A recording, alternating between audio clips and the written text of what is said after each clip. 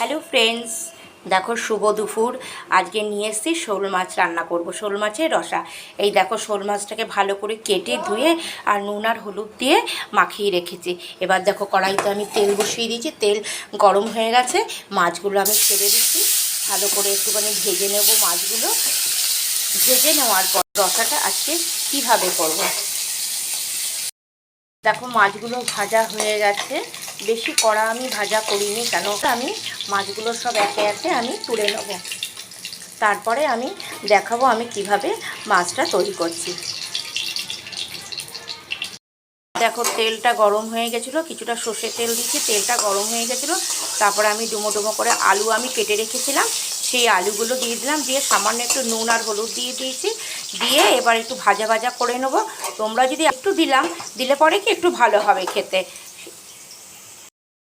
দেখো আলুটা ভাজা হয়ে গেছে, এবার আমি আলুগুলো সব তুলে নেব। তুলে নেওয়ার পরে তারপরে আমি দিয়ে দেবো হচ্ছে কিছুটা গরম মশলা।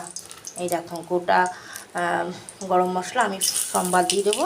দিয়ে তারপরে আমি দিয়ে দেবো হচ্ছে একটু রসুন বাটা, রসুন আর আদা দুটো একসাথে আমি বেটে রেখেছিলাম, সেটা আমি দিয়ে দেবো। দিয়ে ভালো করে একটু নাড়াচাড়া করে তারপরে আমি দিয়ে দেবো হচ্ছে এই যে টমেটো কুচি।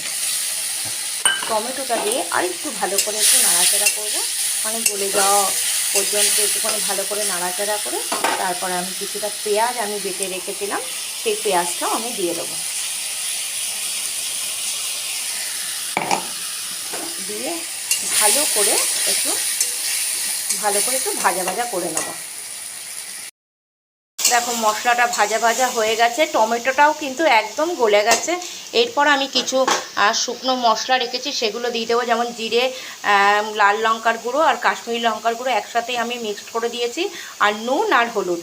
কাশ্মীরি লঙ্কার গুঁড়োটা হচ্ছে একটু কালারের জন্য, ওটা দেবে, তাহলে একটু খুব সুন্দর কালার হবে।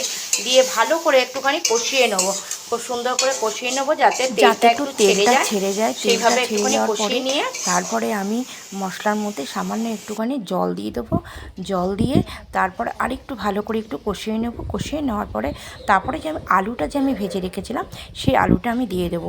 দিয়ে আরেকটু ভালো করে একটু কষিয়ে নেব। কষিয়ে ভালো করে দেখো একদম কষানো হয়ে যাবে। তারপরে আমি সামান্য জল দিয়ে দেবো। তোমরা যে যেরকম গ্রেভি খাবে সেরকমই তোমরা জল দেবে। তারপর যে আমি মাছটা ভেজে রেখেছিলাম সেই মাছগুলো সব একে একে আমি দিয়ে দেবো।